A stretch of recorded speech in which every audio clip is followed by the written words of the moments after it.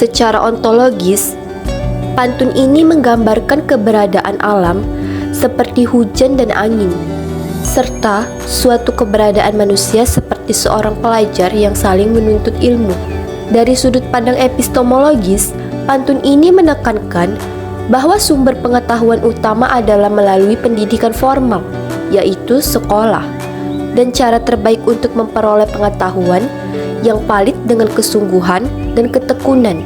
Terakhir, dari segi aksiologis, pantun ini menjunjung tinggi nilai pendidikan sebagai sesuatu yang berharga, dengan menekankan etika kesungguhan dalam belajar dan mengimplikasikan nilai sosial pendidikan bagi kemajuan bersama. Pantun ini mengandung nilai-nilai pendidikan dan etos kerja dalam konteks budaya Karo. Secara spesifik, baris ketiga dan keempat pantun menekankan pentingnya pendidikan formal bagi anak-anak. Pantun ini juga tidak hanya berfungsi sebagai media hiburan, tetapi juga sebagai media untuk menyampaikan pesan atau nilai-nilai budaya dan pendidikan secara turun-temurun. Pantun ini juga mengandung pesan moral yang kuat tentang pentingnya pendidikan dan kerja keras. Pantun ini juga menyampaikan pesan melalui gaya metafora dan simbolisme yang sangat mudah untuk dipahami oleh masyarakat Karo, sehingga pantun ini efektif sebagai alat untuk menanamkan nilai-nilai positif bagi generasi muda. Pantun dalam bahasa Karo ini mengandung makna yang mendalam, terutama ditujukan untuk para pelajar. Dalam pantun ini, menggunakan metafora alam untuk menyampaikan makna tentang pentingnya kesungguhan dalam belajar. Jadi, secara keseluruhan, makna dari pantun ini ialah jika seseorang telah memilih jalan untuk menjadi seorang pelajar, maka ia harus memberikan yang terbaik dalam proses belajarnya, sama seperti alam yang terus berproses dan memberikan manfaat. Dengan kata lain, pantun ini menekankan bahwa belajar bukanlah aktivitas yang bisa dilakukan setengah-setengah, tetapi membutuhkan komitmen penuh agar dapat mencapai hasil yang lebih optimal. Pantun ini meskipun sederhana, tetapi pantun ini mengandung pesan yang sangat relevan dengan kondisi saat ini. Di era teknologi, di mana skala informasi yang diakses sangat mudah untuk didapatkan, sehingga kita mulai tergoda untuk lalai dalam belajar. Banyak anak muda yang lebih memilih bermain gawai atau berselancar di internet daripada belajar. Pantun ini mengingatkan kita bahwa meskipun teknologi memudahkan kita dalam banyak hal, tetapi pendidikan tetaplah kunci utama untuk kita dapat meraih masa depan yang lebih baik. Istilahnya seperti hujan yang berhenti dan angin yang berhembus. Artinya tantangan akan selalu ada, namun dengan ketekunan dan kesungguhan dalam belajar, kita dapat melewati segala rintangan dan meraih cita-cita yang kita inginkan. Dalam pantun ini, solusinya terletak pada bagaimana menumbuhkan kesadaran dan motivasi belajar yang sungguh-sungguh di kalangan pelajar. Ini bisa dilakukan melalui pendekatan pendidikan yang lebih relevan dan menarik, yang menghubungkan materi pelajaran dengan kehidupan sehari-hari untuk kebutuhan masa depan.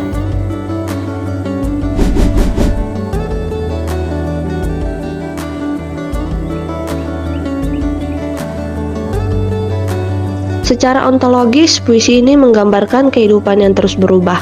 Diibaratkan sebagai embun dan angin yang selalu bergerak. Embun melambangkan ketenangan, sedangkan angin mewakili ketidakpastian yang harus dihadapi manusia dalam perjalanan hidupnya. Dari sudut pandang epistemologis, puisi ini menunjukkan bahwa pengetahuan dan kebijaksanaan diperoleh melalui pengalaman hidup. Setiap perubahan yang terjadi, baik menyenangkan maupun menyakitkan, menjadi pelajaran berharga untuk memahami kehidupan dengan lebih mendalam. Secara aksiologis, puisi ini menanamkan nilai ketabahan, harapan, dan keikhlasan dalam menghadapi perjalanan hidup. Ada pesan moral bahwa manusia harus menerima perubahan dengan hati yang lapang, serta terus berusaha untuk maju tanpa kehilangan semangat dan arah. Puisi ini mengandung nilai ketahanan diri dan kesabaran dalam menghadapi perubahan. Frasa arah embun, arah angin menegaskan bahwa manusia harus siap menghadapi berbagai kemungkinan dalam hidup. Selain itu, ada nilai harapan yang tersirat, mengajarkan bahwa meskipun hidup penuh tantangan, masih ada secercah harapan yang dapat dijadikan pegangan.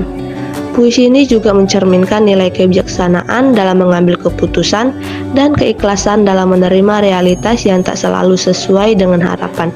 Dengan memahami dan menerima kenyataan, seseorang dapat melangkah maju tanpa terbebani oleh masa lalu. Puisi ini mengajarkan bahwa hidup adalah perjalanan yang penuh perubahan. Embun melambangkan awal yang baru, sementara angin menunjukkan dinamika kehidupan yang tidak bisa diprediksi. Keseluruhan puisi ini menggambarkan bagaimana manusia harus belajar dari setiap pengalaman, menerima kenyataan dengan lapang dada, dan tetap menjaga harapan. Makna lain yang dapat diambil dari puisi ini adalah pentingnya kesadaran bahwa perubahan adalah bagian dari kehidupan, sama seperti embun yang muncul di pagi hari dan hilang saat matahari terbit. Manusia juga akan mengalami fase-fase perubahan yang tak terhindarkan. Pesan dalam puisi ini sangat relevan dengan kehidupan modern. Dalam era digital, perubahan terjadi lebih cepat dari sebelumnya. Teknologi berkembang pesat, mempengaruhi cara manusia berkomunikasi, bekerja, dan bersosialisasi seperti embun yang menghilang dan angin yang terus bertiup. Masyarakat modern harus mampu beradaptasi dengan perubahan zaman tanpa kehilangan esensi diri. Di tengah arus informasi yang deras, penting bagi individu untuk tetap berpegang pada nilai-nilai dasar kehidupan agar tidak tersesat dalam perubahan yang serba instan. Solusi yang ditawarkan dalam puisi ini adalah bagaimana manusia dapat memahami dan menyikapi perubahan dengan sikap yang bijaksana. Kehidupan yang selalu bergerak menuntut kesiapan mental dan fleksibilitas dalam memahami atau menghadapi berbagai tantangan. Selain itu, membangun ketahanan diri dan kemampuan beradaptasi menjadi kunci untuk tetap bertahan dalam perubahan zaman. Dengan kesadaran akan nilai-nilai hidup serta kebijaksanaan dalam mengambil keputusan, seorang dapat menghadapi masa depan dengan lebih mantap dan optimis.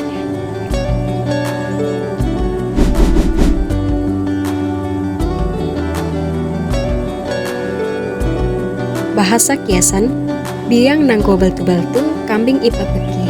Bukan sekadar ungkapan tradisional, melainkan cerminan refleksi mendalam tentang realitas kehidupan yang penuh ketidakadilan.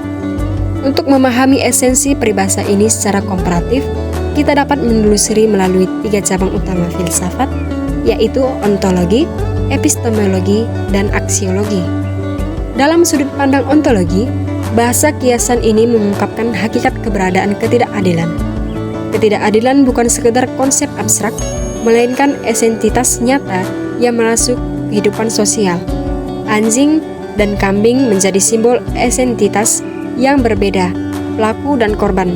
Perbedaan ontologis ini penting untuk memahami dinamika ketidakadilan. Kedua, epistemologi atau teori pengetahuan. Menyorot masalah pengetahuan yang salah, hukuman yang diberikan kepada kambing menunjukkan adanya kesalahan dalam memperoleh pengetahuan tentang pelaku kejahatan. Di era teknologi, masalah epistemologi ini semakin akut. Informasi salah atau bisa dapat menyebar luas, menyebabkan kesalahan penilaian dan pengambilan keputusan. Dan ketiga, aksiologi. Aksiologi atau teori nilai menegaskan nilai keadilan sebagai prinsip moral fundamental. Keadilan adalah suatu yang harus diperjuangkan dan ditegakkan. Hukuman yang salah seperti dalam bahasa kiasan ini melanggar prinsip keadilan. Lebih jauh, kiasan ini menyoroti tentang tanggung jawab moral individu dan masyarakat. Secara aksiologi, kita memiliki kewajiban untuk mencari kebenaran dan mencegah ketidakadilan. Makna yang terkandung dalam bahasa kiasan ini yaitu semantik dan referensi. Secara literal, bahasa kiasan ini menggambarkan situasi di mana seekor anjing mencuri daging dan seekor kambing yang tidak bersalah dipukuli. Namun, makna sebenarnya adalah kiasan yang merujuk pada ketidakadilan dan kesalahan dalam penghukuman.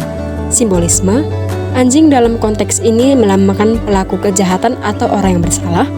Kambing melambangkan pihak yang tidak bersalah atau korban ketidakadilan. Daging melambangkan suatu tindakan kejahatan atau kesalahan. Dan dipukuli melambangkan sebuah hukuman. Pertama, solusi dari perspektif ontologi atau hakikat keberadaan, pengakuan dan penegakan kebenaran. Penting untuk mengakui bahwa ketidakadilan adalah realitas yang ada.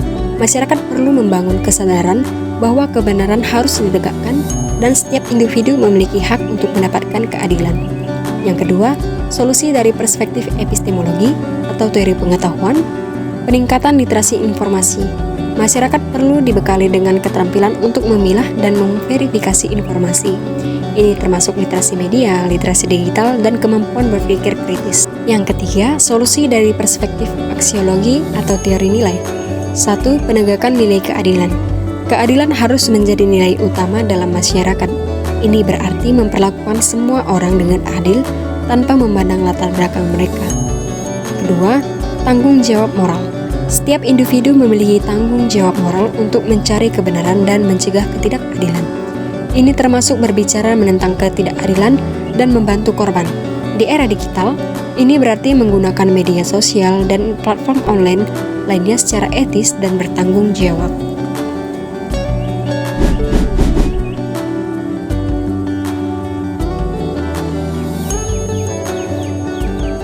Pantun Dungdungan membahas perbedaan antara tampilan luar dan sifat asli seseorang. Secara ontologis, pantun ini mengingatkan bahwa keberadaan manusia dinilai dari perilaku dan karakter, bukan hanya fisik. Dari sisi epistemologi, pantun ini mengajarkan bahwa pengetahuan sejati tentang seseorang diperoleh dari mengamati perilakunya. Sedangkan dalam segi aksiologi, pantun ini menekankan pentingnya kejujuran dan keselarasan antara penampilan dan perilaku. Pantun ini mengandung nilai penting tentang keselarasan antara penampilan dan perilaku, mengajarkan bahwa kecantikan fisik tidak bernilai tanpa perilaku baik. Pantun ini juga mengajarkan untuk tidak mudah terpesona oleh penampilan luar, menjunjung nilai kejujuran dan ketulusan, serta mencerminkan kearifan lokal masyarakat Karo melalui penggunaan simbol-simbol alam. Pantun ini mengandung makna mendalam tentang pentingnya kesesuaian antara penampilan luar dan karakter dalam. Penggunaan metafora bunga dap-dap yang berwarna menarik, namun tidak harum memperkuat pesan bahwa keindahan sejati bukan hanya pada tampilan fisik. Makna keseluruhannya adalah peringatan untuk tidak terpesona oleh keindahan fisik semata, tetapi memperhatikan kualitas moral seseorang. Pantun ini sangat relevan dengan kehidupan masyarakat di era digital, di mana banyak orang yang sibuk membangun citra sempurna di media sosial yang belum tentu sesuai dengan kenyataan. Budaya pencitraan semakin marak di kalangan anak muda yang lebih peduli dengan jumlah like daripada membangun karakter baik. Juga tercermin dalam fenomena bullying online dan penyebaran berita bohong. Untuk mengatasi masalah ketidakselarasan antara penampilan dan perilaku, beberapa solusi dapat diterapkan, seperti menanamkan nilai kejujuran sejak dini, mengadakan program pendidikan karakter, menggunakan media sosial secara bijak, menghidupkan kembali budaya dialog langsung, dan melakukan refleksi diri secara rutin agar nilai-nilai dalam pantun tradisional Karo tetap hidup di tengah arus digitalisasi.